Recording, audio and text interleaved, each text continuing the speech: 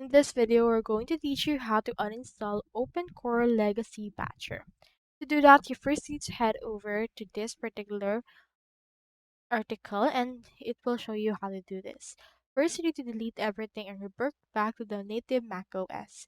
Create a USB drive with latest officially supported macOS installer and hold CMD and Option plus R for internet recovery. Now restart and boot, then go to this utility, view, show all devices, and wipe the full disk by choosing the top disk option. Once finished, restart and reset. For the manual methods, you can revert to the root patches ported on the Monterey and later.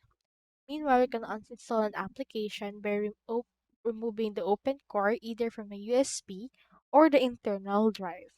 Mount the drive's EVI partition and then delete the EFIOC and system folders. From that, you can reset and VRAM if you want. So that's all there is today, and I hope this video helped you out.